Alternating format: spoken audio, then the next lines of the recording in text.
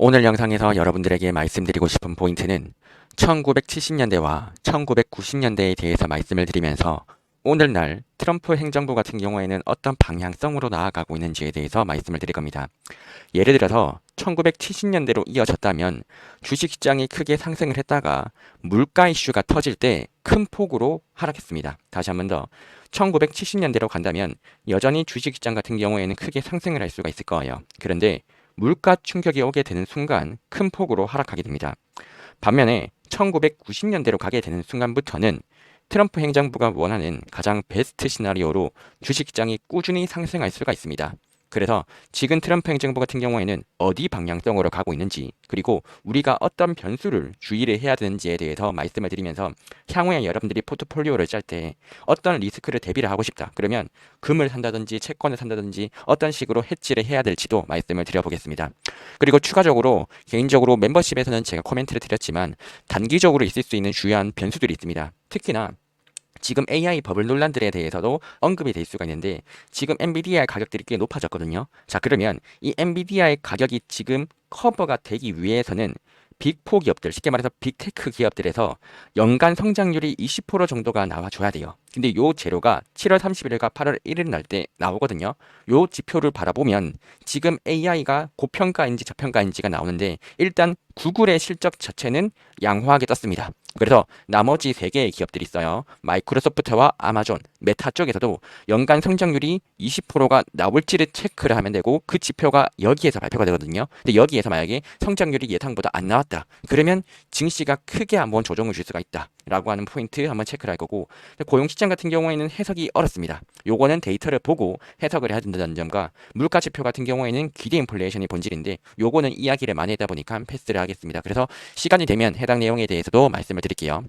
먼저 오늘의 주요 내용인 결국에 트럼프 행정부의 이 정책 방향성은 어디와 닮았느냐라고 하는 내용에 대해서 분석을 할 건데, 우리가 지금 트럼프 행정부의 방향성을 바라보면 재정 지출 측면에서는 감세 정책을 하고 있죠. 그리고 지출도 엄청나게 많이 확대를 하고 있어요. 그래서 돈을 많이 쓰겠다라고 하는 이 정책은요, 1970년대랑 비슷합니다. 그리고 통화 정책 측면에서도 1970년대에는 정치적인 개입들을 많이 했거든요. 그래서 강제로 금리를 내렸습니다. 근데 오늘날에도 강제로 금리를 내리려고 압박을 하고 있다는 거예요. 그리고 1970년대에는 오일 쇼크가 있었고요. 특히나 1차 쇼크일 때 증시가 매우 큰 폭으로 빠졌습니다. 그런데 오늘날에는 오일 쇼크는 없지만 관세로 인한 물가 자극에 대해서는 있어요. 그래서 지금 공급발 충격 같은 경우에는 향후에 예상치 못하가 유가가 큰 폭으로 상승을 하게 된다면요, 이 타이밍 때는 큰 폭으로 주가가 하락할 수 있기 때문에 여러분들이 대비를 해야 되는 악재가 뭐냐면 바로 이 공급 충격이죠. 요거에 대해서는 우리가 좀 주의를 해야 될 것 같아요. 그리고 지금 시장 신뢰도 측면에서도 좀 이슈가 되고 있는 게 1970년대에는 시장의 신뢰가 거의 무너졌었거든요. 그러니까 중앙은행을 거의 믿지를 못했었어요. 근데 지금 구간은 흔들릴 것 같다는 게 핵심 포인트입니다. 지금 중앙은행에서 파월을 자르고 지금 트럼프 행정부의 입맛에 맞는 사람들을 넣게 될 경우에는 옛날에 1970년대처럼 움직일 가능성이 존재하거든요. 그래서 요거 흔들릴 가능성 주의를 해야 되기 때문에 요거 체크를 할 필요가 있을 것 같습니다. 자, 그러면 요 내용을 조금 더 구체적으로 알기 위해서는 1970년대에 대한 이야기들을 말씀을 드리면서 우리가 어떤 리스크들을 대비를 해야 되는지에 대해서 한번 이야기를 해보도록 하겠습니다. 먼저 1970년대의 상황들을 바라보시게 되면 첫 번째로 1970년대 같은 경우에는 정부의 지출들도 많아지고 있었고 금리 인하를 했었어요. 이때 당시에는 닉슨 대통령이 재선을 앞두고 있었기 때문에 이때 연준 의장이었던 아서번스에게 야, 금리 인하를 해줘 라고 부탁을 했었고 실제로 금리 인하를 했었습니다. 자, 그럼 여러분들이 생각을 하시기에 정부 지출도 많고 금리 인하까지 했어요. 그러면 증시는 대폭등을 하겠죠. 실제로 S&P 주가 같은 경우에는 아주 큰 폭으로 대폭등을 한 것들을 여러분들이 볼 수가 있을 거예요. 자, 그러면 이런 식으로 증시가 대폭등을 하니까 어떤 시나리오가 나오겠어요, 여러분들?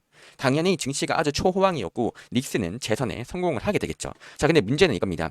대통령이 딱 되고 나서부터는 이때부터는 이제는 물가를 잡아야 되는 거예요. 특히나 73년도 때 어떤 충격이 발생하느냐? 1차 오일 쇼크가 발생을 합니다. 자, 그렇다 보니까 가뜩이나 지금 정부 지출도 많고 금리 인하도 많아가지고 물가가 오를 수 있는 환경인데 여기에 오일 쇼크까지 터지니까 지금 이 주가의 흐름들이 어떻게 됐죠? 매우 큰 폭으로 대폭락이 나오게 되는 거예요. 그래서 지금의 흐름들이 저는 어떤 느낌과 비슷하냐면 금리 인하를 하려고 하는 추세와 정부 지출이 많아지는 추세는 지금 이 1971년도와 2년도로 가는 이 흐름과 유사하다라고 바라보는 거예요. 그래서 버블로 가는 게 아닌가라고 하는 의구심이 들고 있는데 이 버블이 터지는 구간들은 물가 상승이라고 하는 이 트리거가 발동될 때 이 버블들이 터진다는 것들을 알고 있기 때문에 제가 주장하는 바는 야 향후에 물가가 상승하는 거 아닌가? 요 포인트에 대해서 집중을 하면서 모든 데이터들을 물가 상승하는 가능성들이 없을까? 요거에 대해서 분석을 하고 있다는 거예요. 근데 아직까지는 다행히도 물가가 폭등하겠다, 물가가 상승하겠다라고 하는 그 지표는 아직까지는 보이진 않아요. 대략적으로 PC의 물가가 한 3% 초반을 찍을 수 있다는 악재 시나리오는 있지만 그게 막 증시를 폭락으로 가지고 올 정도는 아직까지는 안 보이거든요. 물론 이게 한 달 뒤나 두 달 뒤에 조금 더 데이터가 나올 거기 때문에 요 물가가 상승하는 요 데이터를 저는 좀 볼 필요가 있을 것 같아요. 이거는 분석을 계속 하고 있다라고 체크를 하시면 되고 어찌됐든 간에 이렇게 오일 쇼크로 인해서 증시가 폭락을 하고 난 뒤부터는 다시 한 번 더 이제는 금리 인하를 통해 가지고 경제를 살리려고 한 거예요. 그러면서 증시 같은 경우에는 다시 한 번 더 폭등을 하기 시작했는데 여기서 또 문제가 뭐냐면 이렇게 물가를 완벽하게 잡은 상태가 아니고 그냥 금리 인하를 해버렸다 보니까 물가가 이 타이밍 때 크게 올라버립니다. 이때 물가 상승률이 대략적으로 5에서 6% 정도로 또 상승을 해버리게 되는 거죠. 자, 그러면 이렇게 물가 상승률이 올라온 상태에서 이 물가를 때려잡고 싶겠죠. 그래가지고 이 1978년도 때는 어떤 시그널들이 있었냐면 이 물가를 때려잡기 위해서 돈을 쓰는 거예요. 물가를 때려잡기 위한 정책들을 쓰면서 또 돈을 풀어버리는 거죠. 이 과정에서 정책 신뢰도가 되게 악화가 되게 됩니다. 그러니까 물가를 잡기 위해서 야 물건 가격 뭐 앞으로 올리지 마 이런 식의 정책들을 펼친 거예요. 야 물건 가격 강제로 올리지 마세요라고 말을 하게 됐고 이런 상태에서 또 돈을 많이 풀어서 수요 측은 아주 큰 폭으로 증가하게 만든 거죠. 그게 바로 이 구간들이었던 거예요. 자, 그러면 수요는 폭발하니까 원래는 물가가 올랐어야 돼요. 근데 지금 이거를 강제로 억누르고 있었던 거죠. 자, 그러면 이런 식의 상태에서 이게 오랫동안 지속이 될 수 있겠느냐? 지속이 되지는 못할 거라는 기대감들이 강했고 그 결과 여기 바라보시는 것처럼 장기금리가 조금씩 계속 상승했던 것들을 볼 수가 있습니다. 이런 식의 환경에서 2차 오일 쇼크가 발생을 하면서 물가 압력을 못 이기게 되고 물가가 폭등하게 되는 시나리오가 나타났던 거예요. 이 타이밍 때는 물가 상승률이 11%가 나왔던 구간인 거죠. 자, 그러면 2차 오일 쇼크 때 물가 상승률이 11%니까 그냥 모든 자산 가격들이 11% 정도가 올라갔다라고 바라보시면 돼요. 그러면 주식 가격도 한 11% 정도는 상승을 했다라고도 볼 수는 있겠죠.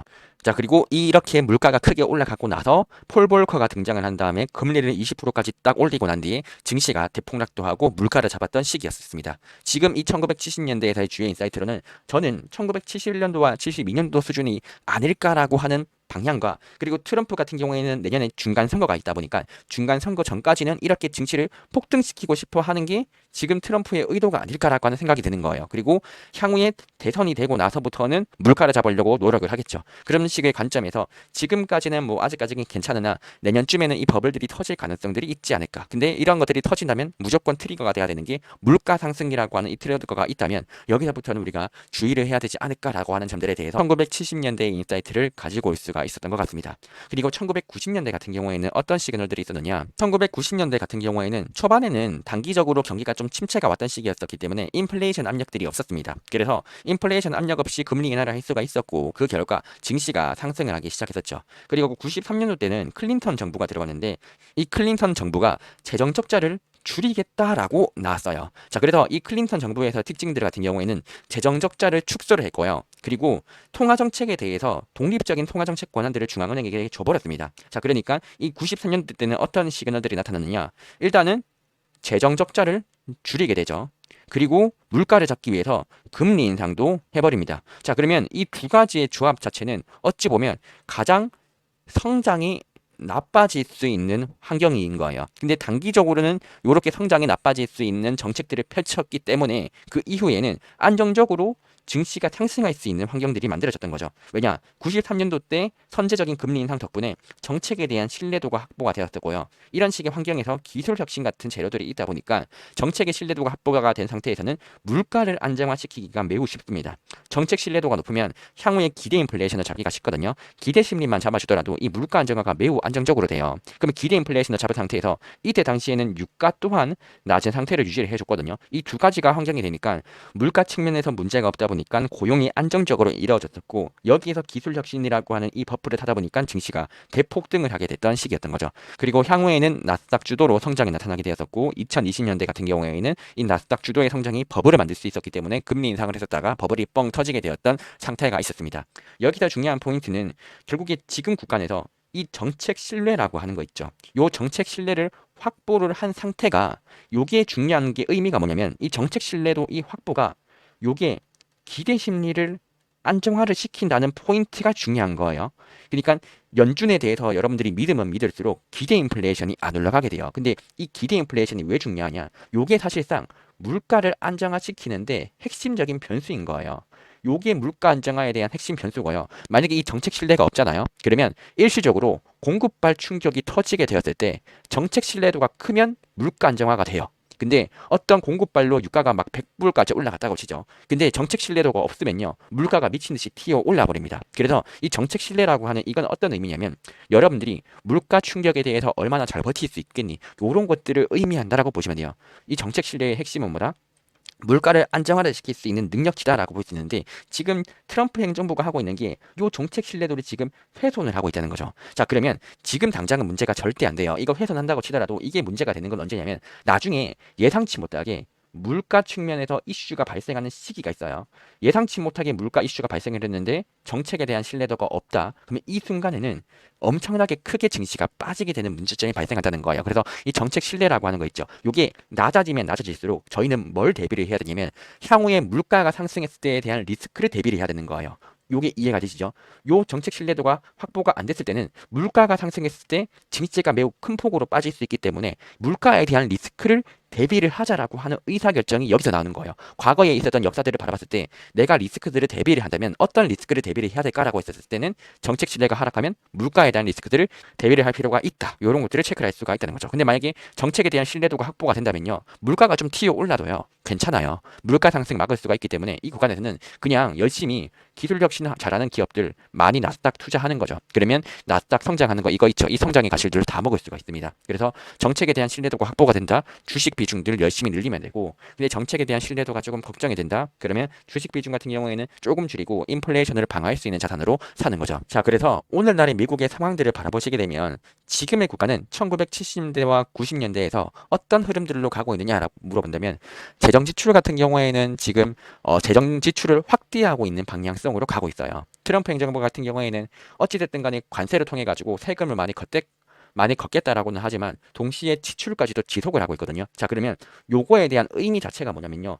요 감세와 지출 확대 병행한다는 거 있죠. 요게 단기적으로는 성장을 만들어냅니다. 그런데 장기적으로는 지속할 수 없는 재료인 거예요. 그래서 1970년대가 정확히 단기적으로는 성장을 만들어냈었죠. 이게 언제나 71년도에서 72년도 때 재정 지출과 금리 인하를 하면서 증시가 거의 한 80% 가까이 반등했었던 게 바로 요 시기인 거잖아요. 요게 단기적으로는 호재가 될 수가 있어요. 그런데 90년대는 어땠다? 그냥 천천히 주가가 우상향하도록 만든 거예요. 이게 바로 1900년대가 바로 장기적으로 성장할 수 있는 조건들을 만들었다는 거죠. 지금 트럼프의 정책은 단기적으로만 증시 폭등 만들고 나중에는 나 몰라라고 하는 스탠스로 가고 있는 게 트럼프 행정부의 정책인 거예요. 이게 재정 지출에 대한 정책이다. 그러면 시간이 가면 갈수록 저는 어떤 식의 스탠스를 취할 거냐면 트럼프가 원하는 요 방향성으로 이어간다라고 치죠. 그럼 요 약발이 꺼질 때가 있어요. 이 약발이 꺼질 때 타이밍들에 맞춰가지고 주식 비중들을 축소하는 전략들을 저는 펼치게 될 거죠. 요게 언제쯤이 될 거냐라고 한다면 지금 채권 발행과 관련돼 가지고 이슈가 있거든요. 이 채권 발행과 관련돼 가지고 이 채권에 대한 이 수요를 커버 못하는 구간들이 한 번쯤 올 수 있지 않을까 하면 주식 비중들 조금 줄일 것 같고요. 근데 지금에서는 요 문제가 발생을 할 것이냐? 이거 문제 발생 안 한다라고 저는 바라보고요. 이게 문제가 발생한다면 적어도 26년도 하반기쯤이 되어 가지고 한 다음 부채 한도 협상쯤이 되어야지만 요 리스크가 발생할까 말까 할 것 같아요. 그런데 지금 이 감세 정책에 대해서는 지금 잘 안 보이는데 여기서 중요한 게 다른 국가들에서 지금 재정 지출을 많이 확대를 하고 있잖아요. 다른 국가들에서 재정 지출을 많이 확대를 하고 있는데 요 재정 지출들이 다 줄어들게 된다. 그러면 글로벌적으로 총 수요가 줄어들겠죠. 요 관점에서는 이거를 좀 걱정할 것 같아요. 근데 지금 유럽이나 한국이나 일본 쪽에서 재정 지출을 많이 하면서 총 수요를 올려주고 있는 구간들이기 때문에 이런 구간이다라고 친다면 개인적으로 지금은 아직은 문제는 없다. 그런데 과거에도 마찬가지였어요. 과거 2017년도에서도 재정 지출을 통해 가지고 유럽과 일본, 한국에서 성장이 일어났었지만 2018년도쯤이 되면서 이 재정 지출로 인한 성장이 한계치에 봉착한 거예요. 그러면 그 순간부터는 어떻게 됐다? 총 수요가 줄어들면서 글로벌적으로 조정이 오게 됐습니다. 그래서 지금까지는 재정 지출을 늘리기 때문에 오케이, 아직은 홀딩해도 나쁘지 않겠다라고 하는 의사결정이 나올 수는 있지만 향후에 글로벌적으로 재정 지출을 줄이겠다라고 하는 흐름들이 나온다면 이때부터는 약간은 주의를 해야 되지 않을까라고 하는 포인트를 우리가 여기서는 체크를 할 수가 있을 것 같아요. 그리고 통화정책 측면에서는 지금 금리 인하를 하라고 계속 압박을 주고 있거든요. 근데 다행인 점은 법적으로서 독립성이 보장이 되고 있습니다. 그래서 아직은 통화정책 측면에서는 1990년대처럼 독립성을 보장을 하고 있다는 이런 시장의 인식들이 강한 것 같아요. 근데 이런 압박들이 심해지면 심해질수록 지금 문제는 많이 발생을 할 거고, 만약에 케빈 워시나 아니면 크리스토퍼 월러가 연준 의장이 되고 나서 너무 정치적인 행보들을 보여준다라고 하면 이때부터는 개인적으로 기대 인플레이션이 큰 폭으로 상승할 수 있지 않을까. 그래서 내년에 연준 의장이 바뀌고 나서부터는 우리가 조금 주의를 해야 되지 않을까라고 하는 게 저의 생각입니다. 그리고 공급발 충격이 개인적으로 중요한데, 지금 공급발 충격에서 가장 중요한 게 뭐냐면요. 원래 통화정책 같은 경우에는 수요에다가 영향을 주는 정책이지 공급발 충격에 대해서는 대비를 할 수가 없습니다. 그런데 연준이 언제쯤은 대비를 해야 되냐면 이 공급발 충격으로 인해서 2차 파급 효과가 발생될 때는 대비를 해야 돼요. 2차 파급 효과라고 하는 건 뭐냐면요. 오일 가격이 올랐죠. 근데 이 오일 가격이 오르니까 기업들 입장에서 상품 가격도 올려버리는 거예요. 그러면서 품 가격들이 올라가니까 노동자들도 임금 올려달라고 하는 거죠. 이렇게 유가라고 하는 게 상승을 해가지고 상품 가격이나 임금 가격들, 특히나 임금 가격의 연결이 된다면 이게 2차 파급 효과로 연결이 된다는 개념인데, 이 2차 파급 효과로 연결이 되게 되는 순간 대비를 해야 되는 거거든요. 근데 지금 스탠스를 바라본다면 지금은 유가가 올라가거나 관세가 올라간다라고 하더라도 이게 임금 가격에다가 영향을 줄 것이냐? 그렇지는 않아 보여요. 다시 한 번 더, 지금 관세 인상이나 공급발 충격으로 인해 가지고 임금 가격을 올릴 것이냐 했을 때 아직은 그 흐름들이 안 보입니다. 그렇다면 아직까지는 물가 이슈가 조정을 줄 수준까지는 아니라는 거예요. 하지만 지금의 걱정은 뭐다? 이건 잘못하면 요 관세 인상이라고 하는 이 이슈가 임금 가격에도 영향을 줄 수도 있겠는데, 요 시그널이 인식이 되는 순간부터는 이거는 물가에 의해 가지고 조정이 올 수가 있고요. 요거 대비를 해야 돼요. 근데 아직은 이게 안 보이는데 다음 달 지표가 중요해요. 다음 달 지표에서 고용이 예상보다 너무 강한 상태에서 물가가 올라갔다. 근데 여기에서 연준의 독립성이 보장이 안 돼가지고 기대 인플레이션까지 올라간다. 그러면 요 세 가지 조건들이 다 충족이 되면요, 이거 2차 파급 효과 나타날 수가 있거든요. 요거는 우리가 좀 주의를 해봐야 될 것 같아요. 그래서 다음 달에, 그래서 이제 8월 초에 그 고용 보고서가 발표가 되잖아요. 여기서 제가 고민되는 게, 이 고용 지표가 잘 발표가 되더라도 과거에는 고용이 좀 잘 발표가 되면 호재다라고 읽었는데 지금은 물가에 대한 우려와 기대 인플레이션에 대한 우려가 있단 말이죠. 그래서 고용이 잘 발표가 됐을 때 시장의 반응을 한번 체크를 해봐야 될 것 같아요. 그래서 이번에 고용 지표가 이게 잘 발표가 되더라도 금리 동결의 의사결정이나 금리 인상을 해야 된다, 이런 식으로 이어지게 되면 또 주가의 상방이 제한될 수가 있거든요. 그래서 고용 파트를 조금 더 체크를 해봐야 되지 않을까. 물론 고용이 나쁘게 나오면 금리 인하 기대가 높아질 거기 때문에 사실 그래서 고용이 좋거나 나쁜 거나 해가지고 증시가 그렇게 변동성을 볼 것 같지는 않아요. 이번에 변수에서는 고용이 뭐 나쁘면 금리 인하하겠다고 해가지고 주가가 오르겠죠. 근데 이때 주가가 오르는 거는 건전하지 못한 1970년대와 같은 주가 상승이 될 수 있다 보니까 향후에 하락할 때 큰 폭으로 하락할 수 있다라고 하는 리스크가 있는 것뿐이지, 뭐 고용이 나쁘다라고 해가지고 증시가 크게 하락할 거냐, 그거는 아니라고 봅니다. 나중에 뭐 크게 하락을 하겠죠. 지금 당장은 큰 문제는 아니다라고 보는 게 지금 여기에서 얻을 수 있는 단기적인 인사이트였고, 시장의 신뢰 같은 경우에는 아직은 신뢰도가 높지만 향후에는 무너질 수가 있는 약간은 불안한 환경이다라고 바라보고 있습니다. 그래서 이런 식의 흐름들을 제가 말씀을 드리면 여러분들도 어떤 식으로 시그널들을 읽어야 될지에 대해서 이해를 할 수가 있다 보니까 한번 말씀을 드려봤습니다. 그래서 정리를 하자면요, 개인적으로 걱정하는 시나리오 같은 경우에는 스태그플레이션이 발생하지 않을까라고 하는 이 걱정인데, 이게 지금 당장은 안 보이거든요. 근데 요 리스크가 언제쯤이 걱정이 될 수가 있냐면, 개인적으로 빠르면, 쉽게 말해서 물가 지표가 한 3.5%가 찍혔다. 그러면 이건 무조건 스태그플레이션이거든요, 이러면. 근데 지금은 제 예상치로는 3.0% 정도에서 내년에도 이게 유지가 될 것 같아요. 자, 그러면 3.0% 수준이 된다면 스태그플레이션은 아니지만 스태그플레이션을 걱정할 수 있는 상황은 맞아요. 자, 그러면 걱정을 할 수가 있다면 과거 역사처럼 금 가격이 폭등하지는 않을 거예요. 폭등하려면 스태그플레이션이 실제로 발생해야 됩니다. 근데 걱정한다는 것만으로도 금 가격은 상승할 수가 있어요. 1977년도부터 해가지고 이 1980년대까지 금 가격이 연평균 30%씩 상승을 했었거든요. 요 시나리오가 발생할 가능성들이 있다. 요것들 한번 체크를 해볼 필요가 있고, 만약에 물가가 안정적이라고 쳐보죠. 그리고 경기 부양치까지 나타난다라고 쳤을 때는 증시가 폭등할 수 있는 시나리오, 요것도 조건이 됩니다. 특히나 지금 제가 바라보는 조건들 중에서 최근에 제가 버블로 갈 수 있지 않을까라고 하는 코멘트들을 드렸던 게 바로 과거에 있었던 요 시나리오예요. 1970년대 초반처럼 정부 지출이 많아진 환경에서 금리 인하까지 해버린다. 근데 여기에서 인플레이션에 대한 우려까지도 터진다. 그러면 화폐 가치 하락을 방어하기 위한 어떤 자산에다가 투자를 해야 돼요. 근데 정부 지출이 많고 금리 인하를 하고 인플레이션이 온다. 일단 정부 지출이 많고 금리 인하를 한다는 것 자체가 여기 관점에서 위험 자산에 대해서 되게 투자를 하고 싶어진다는 포인트인 거죠. 위험 자산에 대해서 투자를 하고 싶은데 인플레이션 위험까지 대비를 하고 싶다. 그래서 이 구간에서는 위험 자산에다가 크게 투자를 할 수 있는 환경이 되다 보니까 올해와 내년에 약간은 위험한 시나리오라면 버블은 올 수가 있다. 근데 요 버블이 먹어야겠죠. 문제는 요거를 먹어야 된다는 게 문제고, 그 이후에 도망칠 타이밍에 대해서 열심히 연구한다는 게, 저는 이러한 트리거로서는 물가라고 하는 이 트리거들을 잡고 있다라고 하는 정도를 여러분들이 체크를 하시면, 그러면 언제쯤에 도망쳐야 되는지에 대해서도 체크를 한번 할 수가 있겠죠. 그러면 지금까지 설명드렸던 이런 흐름들은요, 중장기적인 방향성에 대한 코멘트거든요. 여기서 조금 심화로 넘어간다라고 친다면 이제 단기적으로 바라봐야 되는 주요 변수가 있는데, 요거는 제가 멤버십 영상에서도 조금 코멘트를 드렸지만, 제가 지금 주요하게 바라보고 있는 포인트가 관세 이슈 같은 경우에는 그래도 예상보다는 훨씬 양호하게 제가 보기에는 나왔다는 입장이었어요. 원래 제 예상 같은 경우에는 관세가 조금 충격을 줄 수 있을 수준으로 세게 때릴 수도 있지 않을까 했는데 협상을 해버렸습니다. 유럽과 일본 쪽에서 생각보다 미국한테 많은 걸 줘버렸어요. 그래서 협상이 되었다라고 하는 포인트가 있어가지고, 개인적으로 지금 구간에서 조금 중요하게 바라보는 포인트가 AI 가격 논란이거든요. 지금까지 제가 코멘트를 드렸던 것처럼 71년도와 72년도로 갈 수 있는 버블장이 될 수 있는 포인트가 분명히 있어요. 자, 그러면 버블장이 된다라고 친다면요, 가격이 되게 중요합니다. 자, 그러면 지금 엔비디아 가격들이 대략적으로 170불 이렇게 넘어가고 있는데, 자, 그러면 이 엔비디아 가격이 170불이 유지가 되려면요, 어떤 조건들이 필요하느냐라고 물어봤을 때, 제가 어제 엔비디아 버블 논란에 대해서 적정 가치 평가를 했던 포인트가 있거든요.